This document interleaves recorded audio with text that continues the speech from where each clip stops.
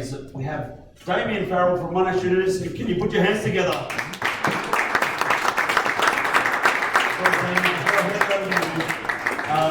I met Damien. It sounds quite strange. Damien, you said you weren't here before Trump was elected. I haven't been here since President Trump. Okay, fair enough. So that's about 2 years' time. But I met Damien in about 2012, 2013, trying to say we want to create this Monash community. And that's the first time I met Patrick, actually, here, sitting down, the chairman of the alumni committee for Monash. John, who's come over to run Monash as alumni, and Marcus, who's back over there. He's Irish. None of what's his passport. We won't go there. Marcus, who's just literally landed to come and support us here in the US and talk about AI tonight. But Damien, thank you very much for making all the way to our office here in LiveTiles. We welcome everybody, and I'll pass it over to you. Fantastic. Thank you. Sorry, just turn that off. Fantastic. Thank you very much, Karl. I just wanted to say on behalf of Monash University, we're absolutely delighted to co-host this function this evening. Monash is absolutely committed to our re-engagement with our alumni, both here in North America and in many other parts of the world. We are very committed with, that's why we've invested resources when we have John Fraser-Durham here as our North American Alumni Engagement Manager. I just wanted to firstly acknowledge a number of people. Patrick Loftus-Hill, who is the chair of our Global Leaders Network here. Patrick has been absolutely tireless in working with us to reconnect with our alumni here in both here in New York and North America. He's been tireless in supporting the student experience and through encouraging philanthropy, and we could not have done this without Patrick, so I just wanted to particularly acknowledge Patrick.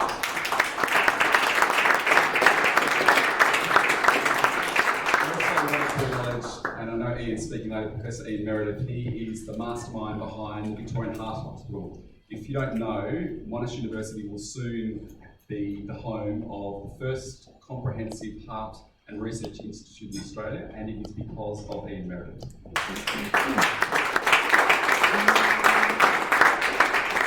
Ian is the Chief Medical Officer for Boston Scientific. We're delighted to see him here and for him to come to Boston today.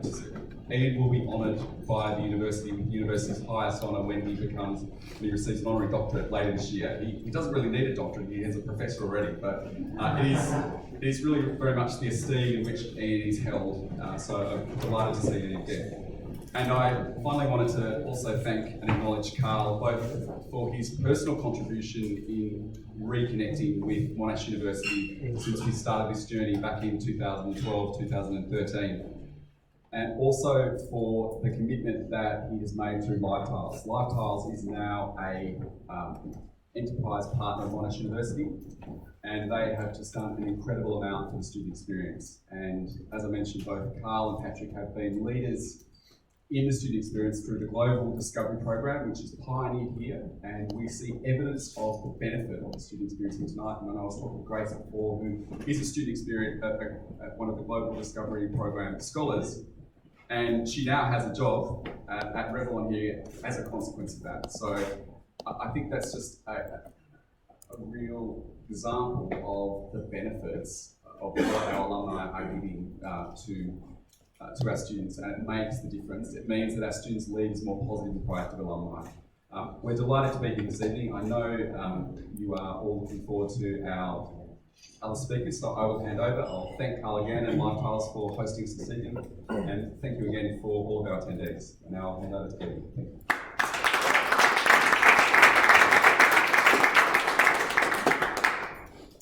you. Do you want to just come up? Shall I introduce you one by one? Okay. Okay, so first up we have Baxter, who's the Chief Digital Officer of MetLife. Priya, would you like to come up? Priya Gore has the words Global Black Belt in her title, so you know she's an important lady. Priya is the AI Sales and Digital Lead at Microsoft. And last but not least, we have Ian Meredith, who's the Chief Medical Officer at Boston Scientific. Come on up.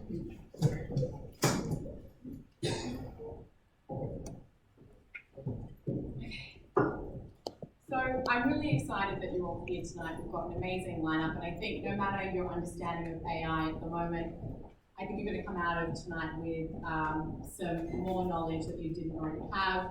I think a lot of the literature at the moment about AI is very esoteric, abstract concepts. You know, we talk about how robots are going to get their own moral code and replace our jobs and kind of take over the world. I'm looking at you, Elon Musk. But I think tonight we're going to grab some real practical insights into the juncture of AI in the enterprise, how you can implement AI deployment strategies into your workplace, identify opportunities before the competition, and really lead cultural change in your organization. Karl, we are in the house of LiveTiles, so I wanted to start with you. When we talk about AI, what exactly do we mean? Okay, I'm going to not use a microphone, but there's two parts to AI, or three parts. Everyone's used to robotics. You've seen since the 1960s and 70s it came out, started to replace a lot of the middle American jobs, which is, you know, some would say we're trying to make America great again. Some would say that the world is changing, depending on which view of politics you take. My view is the world is changing, and it's changing not through robotics, not through just the way that digital is working, but also through the way that you're seeing what I would call learning, which is computers essentially are learning to do things that you might be able to do today, tomorrow, they might be able to do better than you. Now, whether you like that or not, in my opinion, there is a lot of great things that can happen in humanity through that. Particularly some of the most boring tasks that we used to do, whether it's filling in a leave form or submitting something, stuff that you don't want to do. I think that can be done today technically through AI.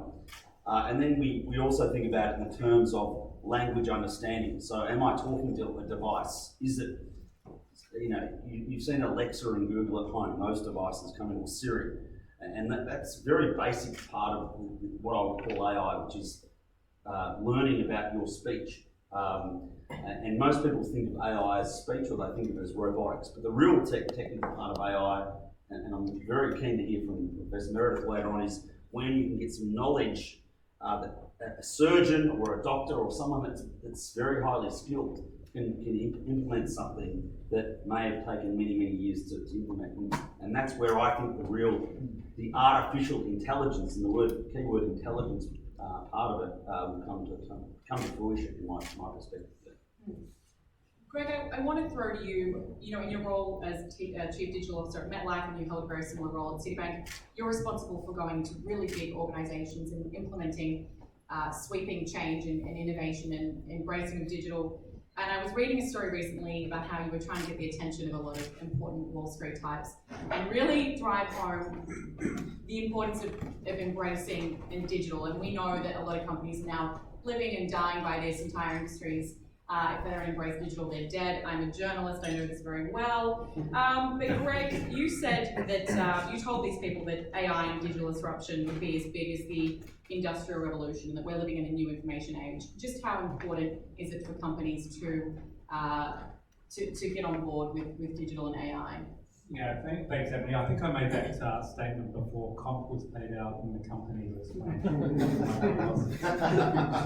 I promise I'll answer that. I just need to tell you my first, one of my AI stories from last year. I was at a dude ranch in Colorado, and we were going out with what do you call a wrangler? And I said to him, well, what do you do when you're not a wrangler? And he said, I study at Texas A&M. And I study AI, and I thought, you know, so do I do a lot of work in AI. He said, oh, really? What area do you focus in? And I said, well, you know, really human augmentation, those things that humans don't do well or get bored with or that are repetitive and they need help. And so we use AI to help with those aspects of things that they are not so excited about doing. And he went quiet for a while, and eventually I said, well, why? What area are you in? And he said, well, horses. And I said, well, you know, when you don't want to fly a stallion over to impregnate a mare, you use artificial insemination.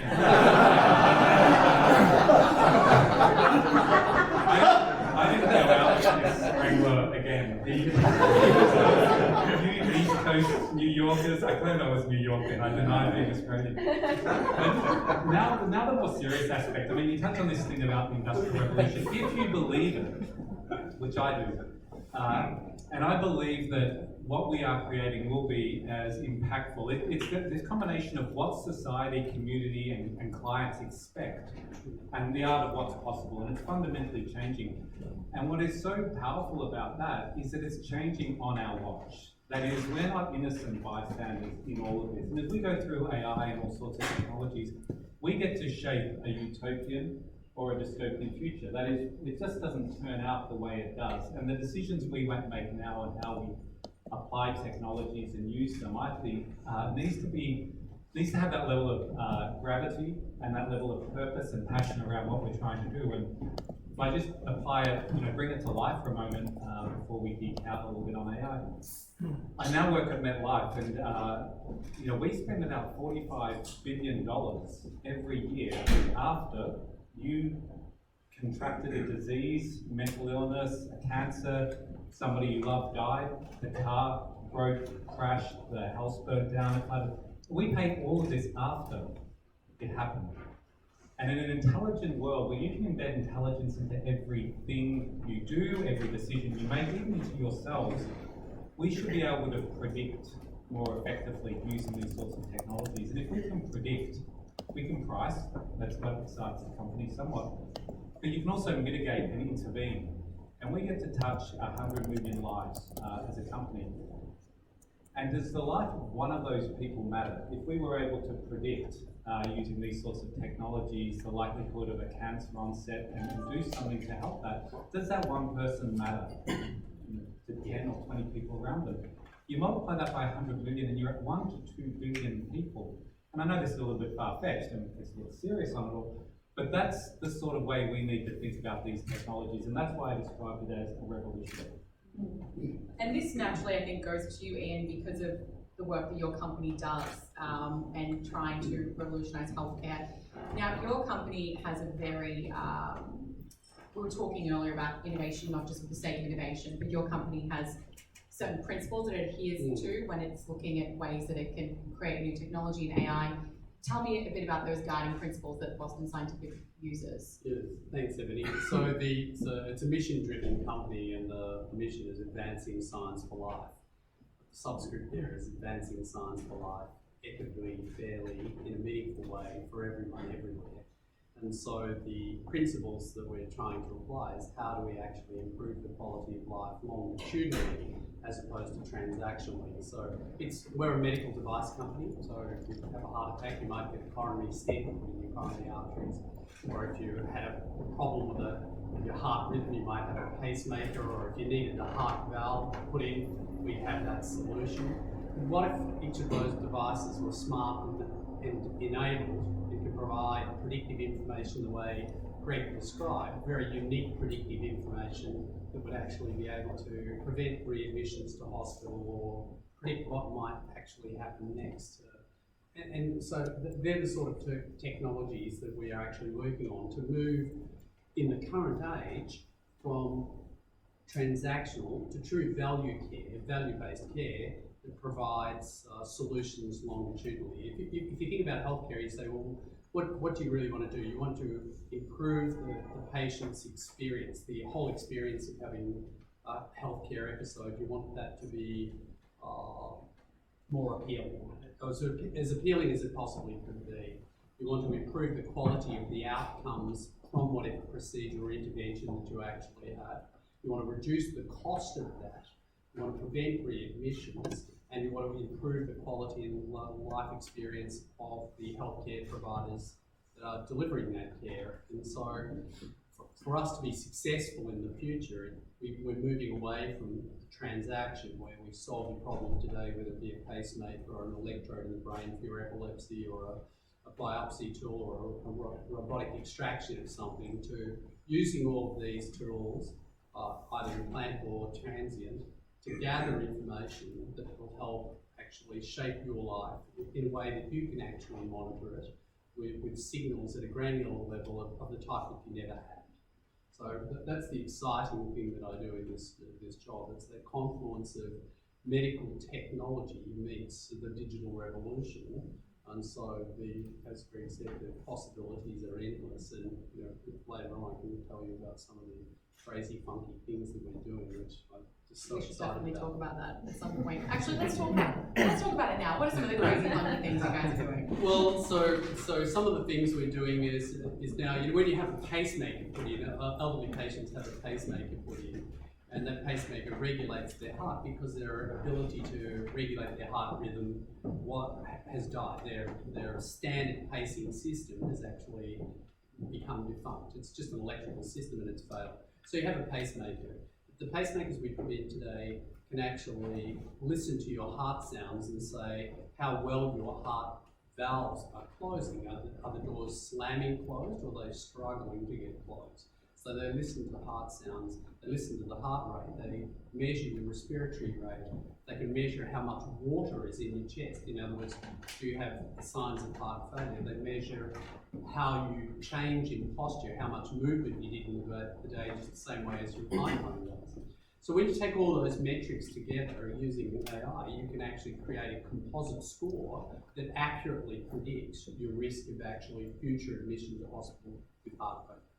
So accurately that we can now, for the thousands of patients that we've got, we can say within 34 days, you don't know it, but you will be in hospital gasping with heart failure. So now here's the thing, is we've got this technology, it works brilliantly because of the way the data was gathered and the algorithms were created using artificial intelligence. Now it's a case of actually training physicians to know how to respond and what sort of therapeutic interventions they should take. So that's just one example. That's called heart logic, and it's really impressive. So if I can say why it's impressive, we live in an aging population all over the world. Currently, does anybody know how many people over the age of 65 there are on the planet? Okay, there are 617 million people over the age of 65 on the planet today. By 2050, that'll be 1.75 billion people. One of the most common causes, one of the most common problems with aging is what we call non-communicable diseases, and the number one cause of non-communicable disease is heart disease, and the number one cause within that is heart failure. So we have an epidemic, a tsunami of heart failure waiting us over the next 25 to 30 years. So we need solutions that if you come in with a minor problem, you can predict what's going to happen in the future, and you'll be able to monitor that on your phone and say, oh, okay, I need to change my medications, or I have to do this, I have to stop eating this salty food, or I need to do a bit of exercise. So those are the sort of developments which I think will make a very meaningful impact. Obviously, Boston Scientific really knows its mission, as does MetLife, but Priya, you work with your clients to try and identify places that they can innovate or AI strategies for them. So tell us a bit about what you do in your day-to-day role working with clients and how you help them develop that strategy and identify opportunities for AI. Yeah, so first of all, one of the things that we do is we actually really look from an industry perspective. So a lot of what others have said so far is extremely relevant to how we engage with our clients at Microsoft. We recognize patterns in different industries. We look for opportunities where our customers are maybe looking to innovate, looking to be next generation disruptors in the business that they're in. And with AI, what we try to do is, a lot of the work that we do is actually not so much about the technology up front. It's about really gearing the culture of that organization to get ready for this type of disruption, this positive disruption that's ahead of them. Most leaders in businesses want, there are people that run around that ask for AI, like, we want more AI, like, remember that Saturday Night Lights, get more cowbell. It's like that, right? But the reality is when you ask them, like, well, what do you mean by that? Like, that's a great question to ask because it means a lot of things to a lot of people. And so being able to just work with them and really break that down with industry knowledge, relevance as part of that conversation. So it's important putting that client at the center of that equation is super important for us to do. And the last thing I'd say, and I think people have touched on this, but I want to go out and say it, is none of this matters if two things aren't present. One, is if we as an organization, the customer we're talking to, isn't ready to embrace change, because it's going to require sort of that element of change and evolution within the company and the culture. And then secondly, without really good data. So without data, we say data is the oxygen for AI, and it really is. And I think that both examples that have been given really touch on that. Without the data, none of the AI intelligent system stuff really matters. And that's really that's what I call the guts of the operation that we're processing through to glean those insights that come out on the other side of that AI system. Well, I would love to talk to you about your bot technology and how your company is using AI, and also how you built that in partnership with Microsoft. Yeah, well, look, at a very high level, we think workplace org chart is going to change. So think about an organisation chart you think today, which is there's a CEO. I can't believe I'm one. Anyway, CEO, a bunch of organisational people under that, and then a bunch of people under that. And typically that's an org chart. We're working with literally some of the biggest companies in the world, including Defence Force, including a whole raft of organisations, one of the top 4 accounting firms, where we're actually embedding what we call cobots. These are collaborative or co-working robots that work alongside a human to give them information and for that person to ask information on this cobot. It is a robot. It is smart. It understands you. It may actually know you better than you know yourself. And this sounds crazy, but this is what we're doing. And one of the cool things that I think we're working on is that in the future you're going to starting to see some of these what we call cobots in that org chart. That in the most negative, the scary part of it is people go, that's going to take jobs. It's all going to be a disaster. Our view on the world is it's going to be a better place. We think the world will be a much easier place to work with something you're not on your phone. I'm sure I've seen Priya, by the way, do this 10 o'clock at night, answering emails, that sort of pressure that you have. I have too, but the reality is that there's got to be a place where we can focus on human relationships, on creativeness, on creative problem solving. And we think that's what we're aiming to do. So that's really what we see the cobots in this future org chart looking like, and we're doing this right now. Not tomorrow, literally today, right now, as we speak with some of these companies in the world. So cool. How do you choose what to bring to the market, Karl? I mean, how do you identify opportunities like the one that you have, like the bots? Yep. Yeah, what is that process like as a business leader? Well, firstly, we work with a great partner, Microsoft and Priya, who can talk about, probably, well, they are the largest company in the world. And in fact, I think record trading in the last 24 hours. But so we work with a very big partner. So we're a tiny Australian company, happen to be headquartered here in New York, but working with the biggest company in the world that identifies and works with pretty much every company sitting on the stage. We've been lucky to work with them. And in fact, I'd actually ask Priya, because Priya, I think, has a deep understanding of Microsoft and certainly is, I think, addressing a lot of the key issues, whether it's ethics and AI, a whole raft of different things that are coming up right now, which we'll never even think about. I certainly think having a key partner is a key thing. Priya, go ahead. Yeah, sure. So I can respond to that and say that I think that there's definitely there's a responsibility, I think, on all of us as individuals, as when you think about the consumerization of AI and how it shows itself up in our personal lives, or in a business setting, and when we're looking at business opportunities to what we call infuse AI. And I think Karl alluded to this with the cobot idea. This is not meant to, replace, it's meant to augment, it's meant to increase the power of individuals doing work in meaningful ways, and to provide, even in the medical case or in the insurance industry, better outcomes for the constituents, the stakeholders that organizations are there to serve.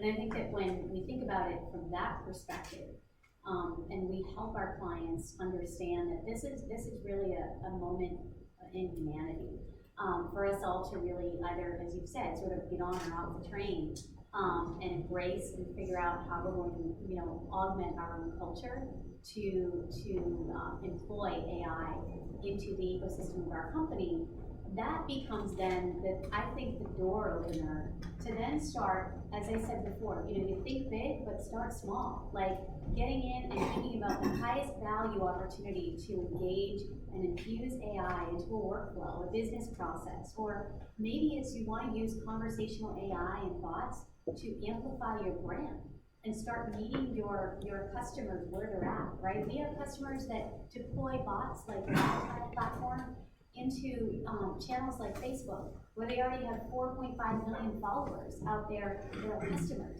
And now we have a new communication vehicle around their brand to engage that customer base. These are very simple things that go a long way but have very, very big impact on that brand and the culture of that company. So the other thing about it, just to close on this, is that the AI system, whatever it is and however it takes shape and gets deployed, has to be really, really good. It has to be good because it's an extension of you and your brand and your company and your people.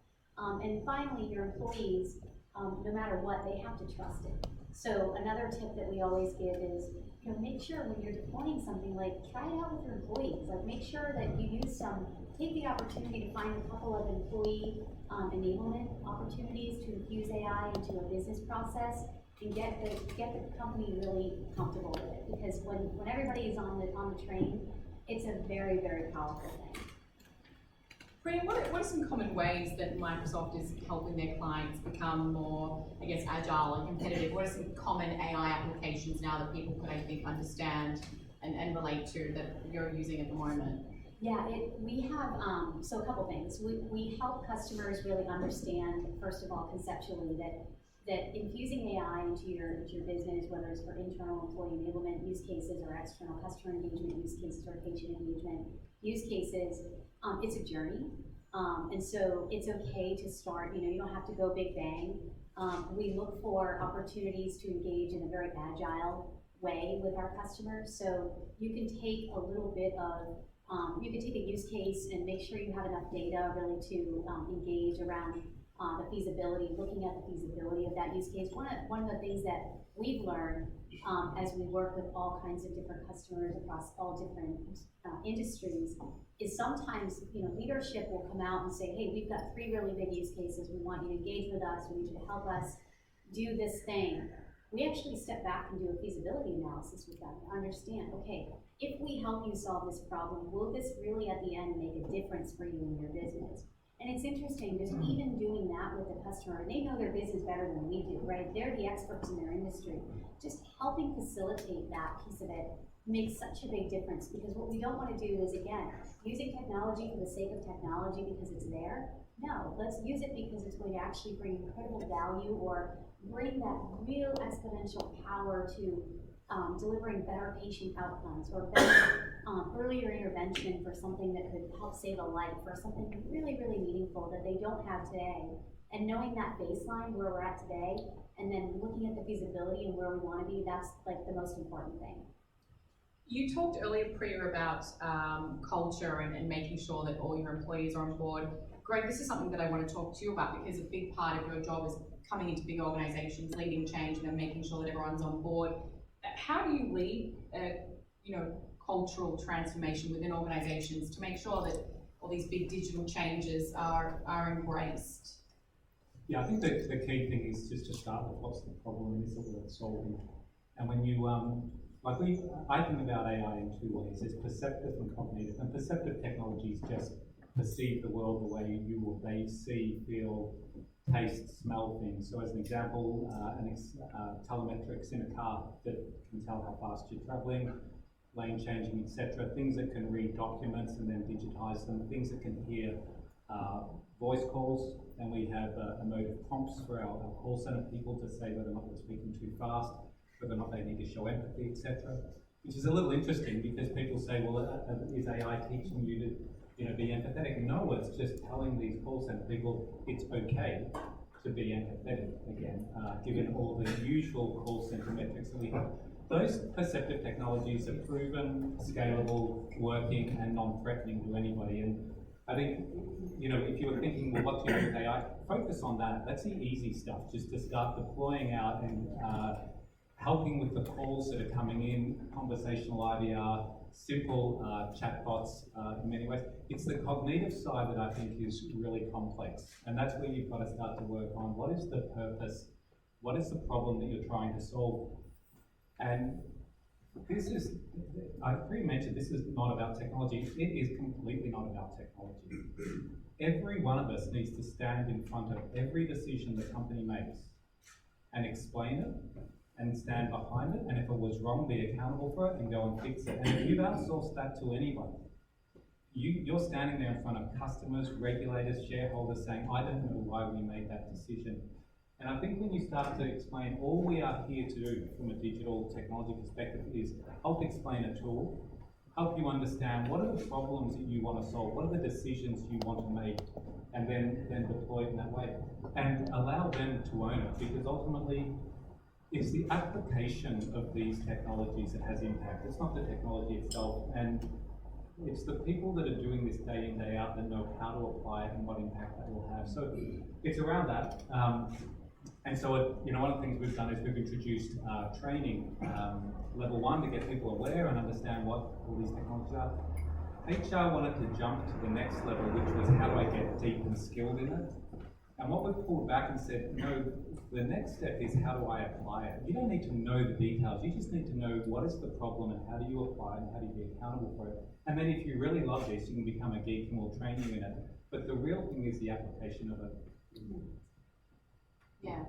Karl, do you agree with that point? Do you use that same method in your Yeah, organisation? I actually do. I think one of the biggest issues we're seeing already, whether it's the Elon Musk Tesla sort of things of a car choosing to swerve left or right, etc., is ethics in AI. And one of the key things that we struggle with as a software company in AI is how do we go about building a diverse set of algorithms, set of ways of understanding humans, ultimately, that need to manage this, without having, you look at the true dynamics of what is developing algorithms today, tend to be a young male man between 20 and 30 that is white. Now, to me, and then you go to Silicon Valley, that is a wrong thing, and I think it is something we have to address. And one of the things that we're trying to do as a company is try to empower let's call them typical developer types, which tend to be males, and whether you like or not, that they are the stats, and we don't like it, is our opinion. We think we need to enable non-technical people to be able to be involved in the process, in the management of whatever the AI may do or want to do at some point. So on that basis, we still think, agreeing with you, that it's very much about the humans, it's very much about the non-technical component. The decision has to be made ultimately by a person, and that decision can't be left to a 20-year-old developer that may think that decision is the best decision in this algorithm. I agree. I was just going to make the point that these systems are good at making predictions. The art of judgment is still ours, and the accountability for judgment is still ours. And so I think it's this augmentation which is critical, which you highlighted. The other thing that I liked what you said was around freeing up people to deal with customers and deal with people and deal with the things that truly matter, rather than all of the back office and administration things that people need to deal with today. I actually want to, you touched on before, Karl, attracting talent. And I've realized that it's actually quite hard to fill some of these positions that are being created by these new technologies. Deloitte put out a State of AI in the Enterprise report last year, and they interviewed about 1,000 businesses who have AI in their business, and about 69% of those said that they found it incredibly difficult to find AI specialists to fill these roles that they were creating. And so I guess that's a problem, you know, how do you attract the top talent for your business? I mean, Ian, is this something that you confront, you know, We do. And so, but it gets back to the vast majority of the employees that work at BSC understand that it's a mission-driven company. And so these days, particularly with people much younger than me, when they're coming into the company, they're looking for purpose, they're looking for a mission. And so bizarrely, even though it's a large multinational medtech company, we don't struggle to get sort of top talent, because the idea of creating value-added, meaningful healthcare solutions that can save lives or reduce your likelihood of dementia by monitoring what you eat and affecting the microbiome, and therefore your risk of dementia in the future. Those things are very appealing to the types of employees who come to work with us, whether it's dementia or Parkinson's disease or some other movement disorder or recovery after a stroke. We tend to get a lot of people wanting to do it, because I think that there is a difference. I'm sort of a baby boomer, but the younger generations are definitely looking for purpose and a mission, and so for us that's not a problem. And then the other thing is the conducive work environment. So even though we have lots of classic office space, most of our AI and digital development is done in spaces that are funky and beautiful, just exactly like this. And so they have a principle of removing as much of the obstructive barriers to creative thinking as possible, decorporatize the whole structure, and allow fleet-of-foot, creative, rapid, fail fast, nobody minds, try again the next day. But the other two things are that the people who are working in digital solutions are interacting with patient groups. So, and I think everybody talked about what are you solving for? Well, first of all, use AI to solve for a pain point or a problem, and then what are you actually solving for? And so in the healthcare industry, it's solving for patient-centric problems or healthcare provider-centric problems. So our whole thrust is having direct face-to-face interaction with the users that help us to develop whatever algorithm or implantable or AI-enabled device. And I think those things, the work environment, the human interaction with the sufferers and the mission and purpose really help to make it easy to find the right people wanting to work for us. I mean, obviously Boston Scientific has a great ethos and a great mission, but Greg, what if you work in insurance?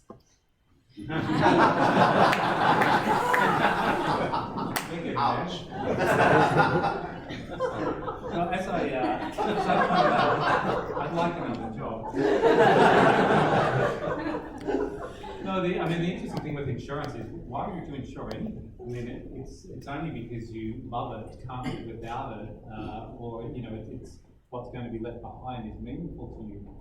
And so, as I said, we pay out as a company $45 million a year after the event. There's a phenomenal purpose, and I think it can be, it's part of our contribution to a utopian outcome, in society. So I think there's, a huge driver as to why you want to do it. I think the other interesting thing is there's a real difference between a startup and an industrial company. And there's, innovators need to learn to industrialize or scale or they die, and industrialists need to learn to innovate. But what's great about all of the strength of being an industrial company, us as an example, we have $65 billion in revenue. So we don't need to create, we do over time, we can create new things, but we just need to get these capabilities in the hands of people that know what they do today and allow them to do what they do today better. There's this difference between doing things better and doing better things. Ultimately, we've got to do better things, new things, transform the company. But today, just getting people who know how to do claims and underwriting and have them take the technology and create something that allows us to do things better.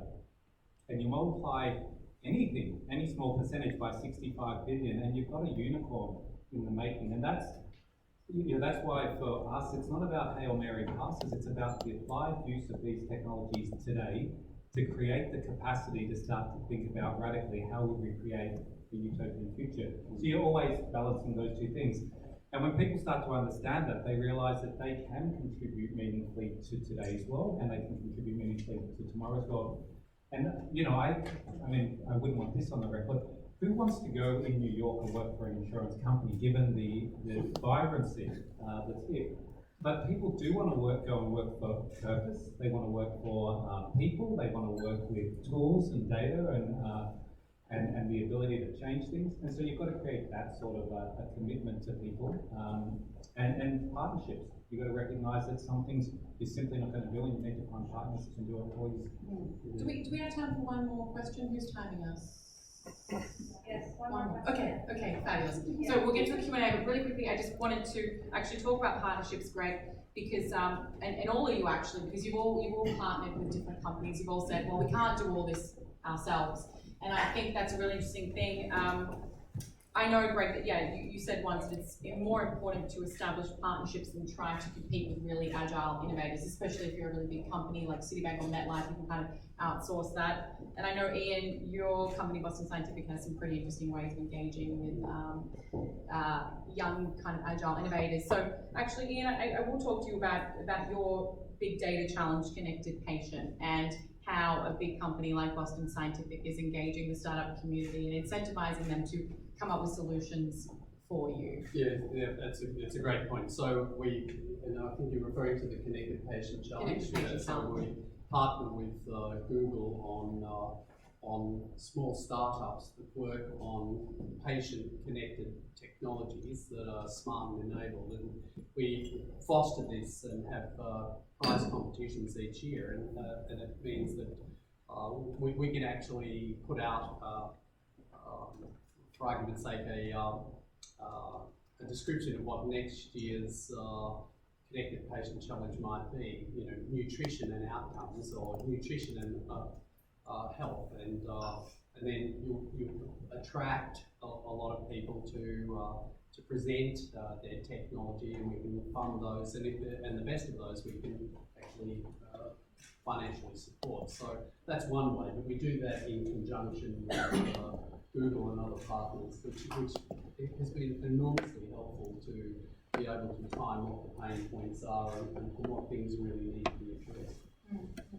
And are you doing that as well, Greg? You're at MetLife, are you partnering with smaller innovators and working together with them?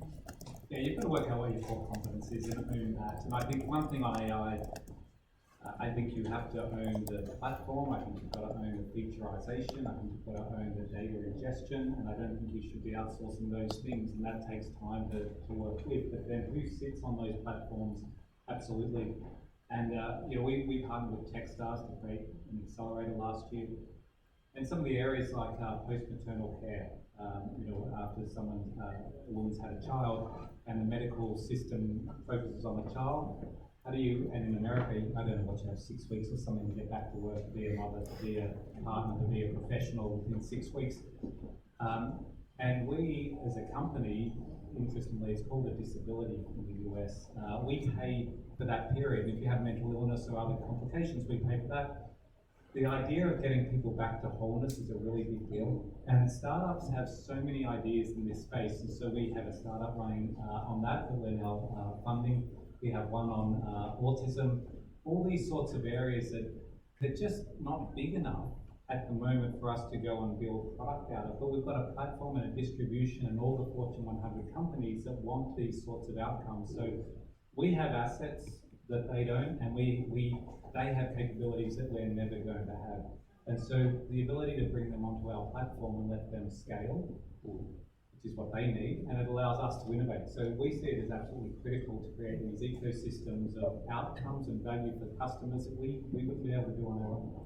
And just lastly, you, Karl, I mean, you described yourself as a small business in New York before, but you're also choosing to partner with a lot of companies and bring in different capabilities into LiveTiles. Just quickly talk to us about the companies that you're partnering with and what you're looking for when you embark on a new partnership.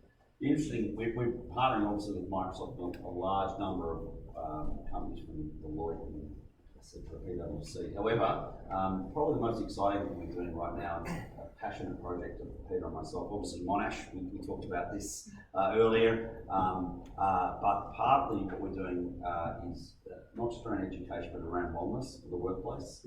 So we have a project about to go live in April called Live Smiles, which we spent a long time, a year and a half, working.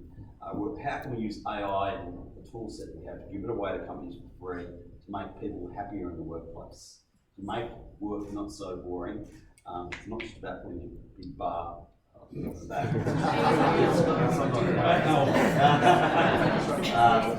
But it's really understanding emotions, empathy, and also mental illness. All these things that really aren't discussed that much in the workplace. So that's a big project we're working on. We're launching at the end of April. We're working with a ton of different companies and organisations and health professionals to do that. That's an exciting project for us to get going. So watch your space at the end of April in about 4 weeks' time. It's a big launch for us, and that's one of the most exciting things we've worked on probably for nearly 20 years, I'd say, as a business. So, yeah. Is there anything else that you wanted to say, Karl, before we throw it to a Q&A? No, other than thank you. Thank you for coming along. But no, that's it. And obviously we're keen to get some feedback from everyone on your views as well. So just if you want to. Well, thank you to all of our amazing guests for providing such great.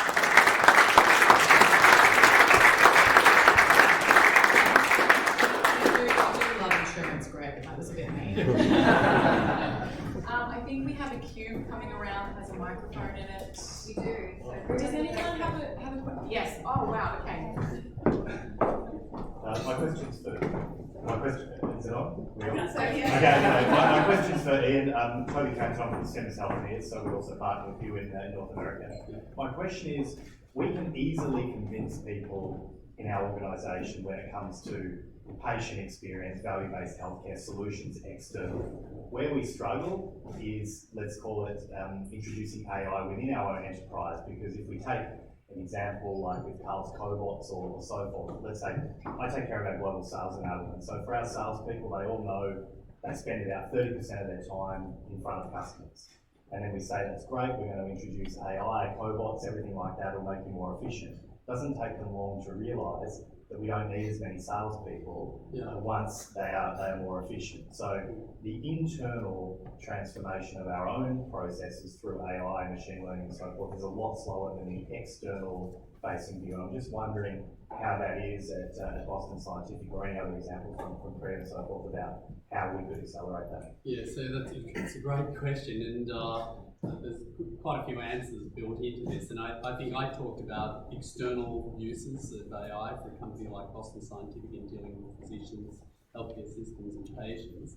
But obviously we have the same internal uses as everybody else does on the panel in terms of business systems, commercial, sales, manufacturing processes, quality processes, legal processes. We have the same issues. I think the great successes in the medical device industry for AI is in quality production and manufacturing. So you're making a part that might be only, say, 500 microns in size that's going into a catheter that will go into the brain of the heart or something like that, and the catheter itself is only 900 microns. So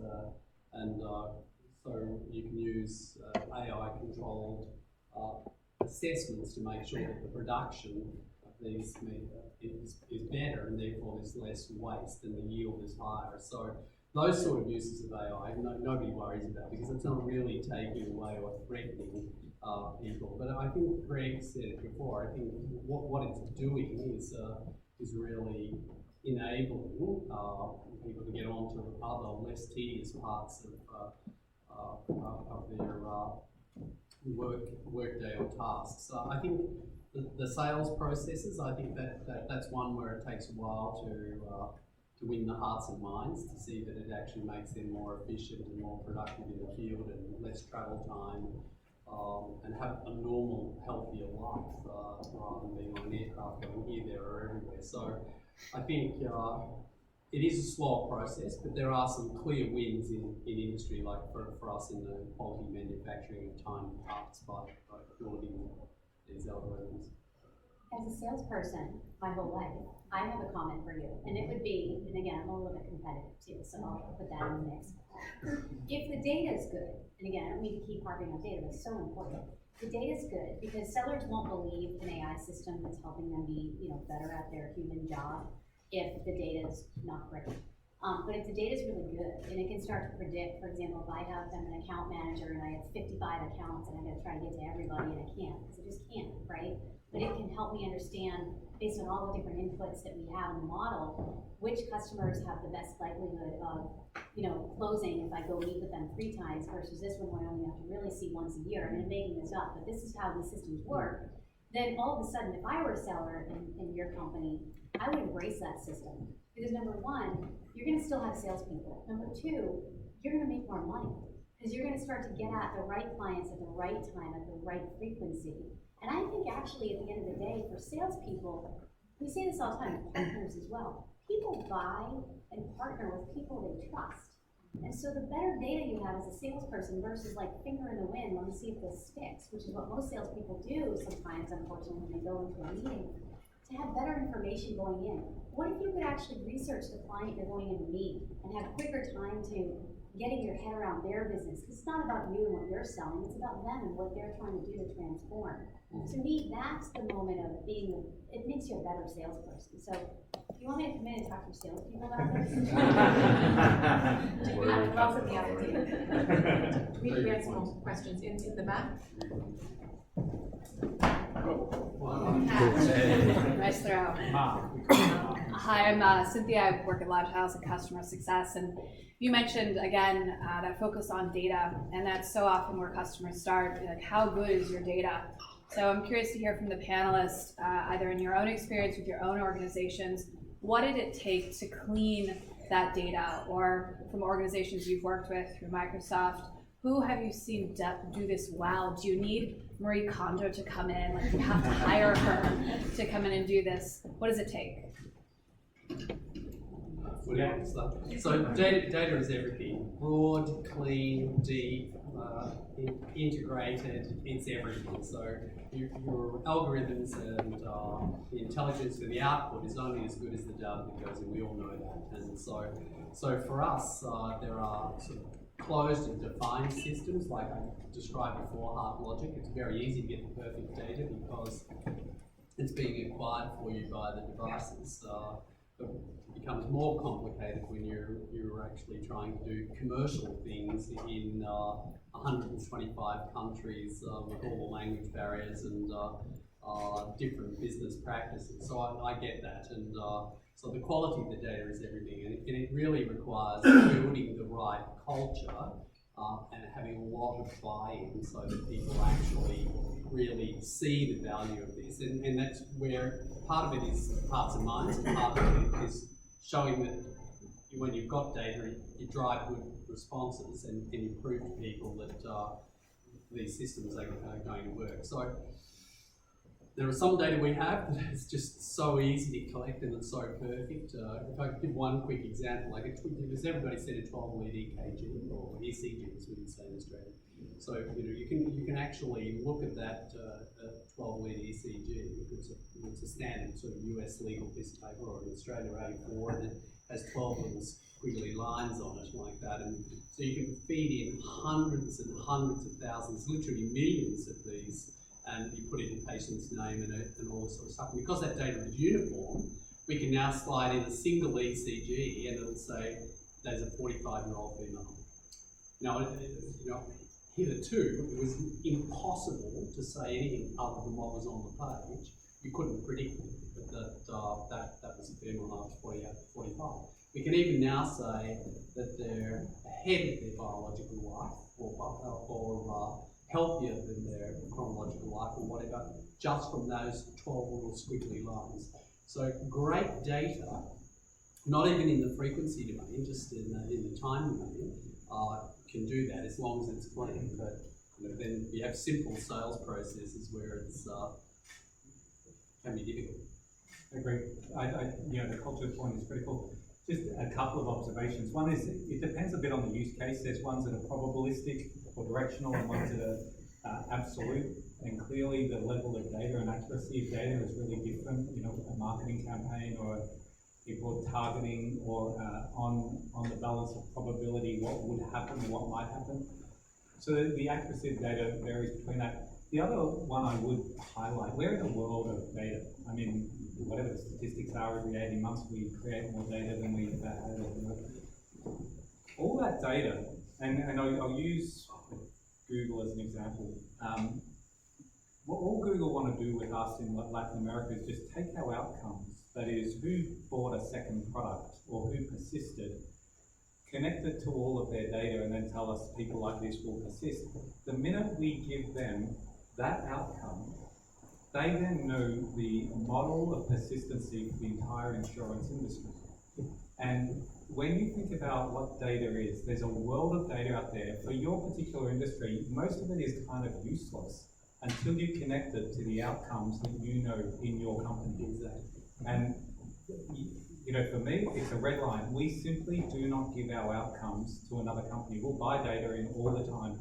We want to know people like this do these things. We just don't want somebody else to be telling us, in effect, selling us fish after we told them how to go fish. They go and get better fishing.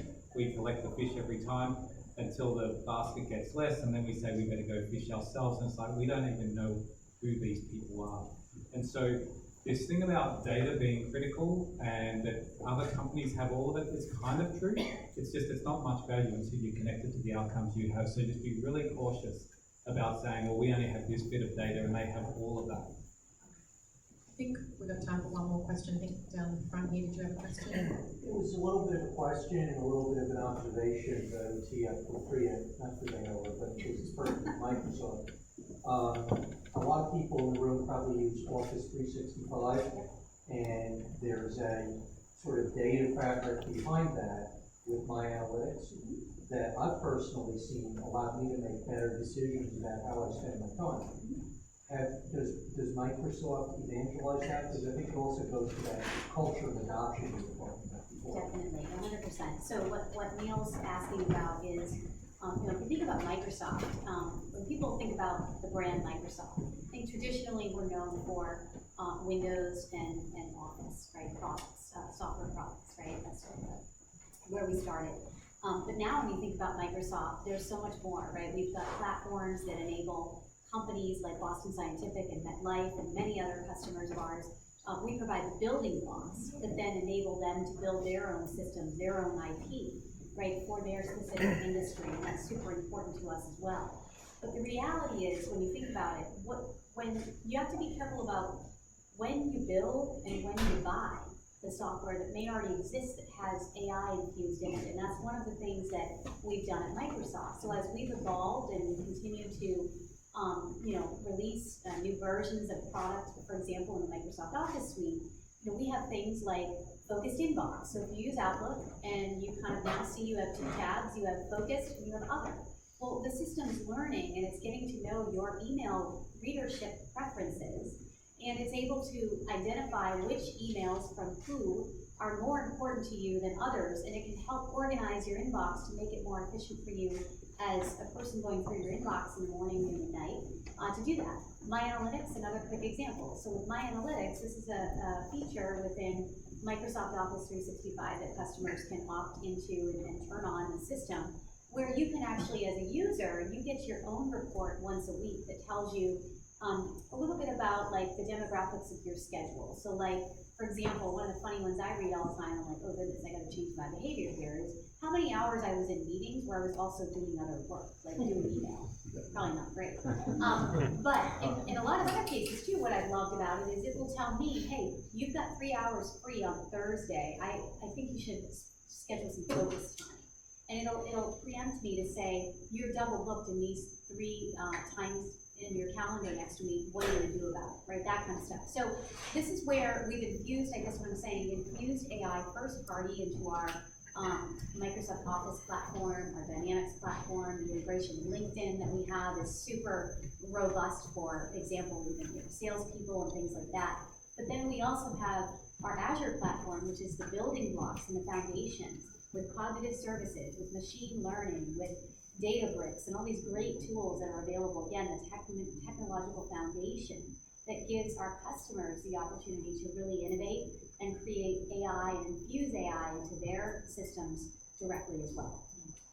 I think we'll leave it there. If you had any questions for a panelist, I'm sure you can grab them over a glass of wine or a beer. Thank you everyone for coming down on a Wednesday night. I hope you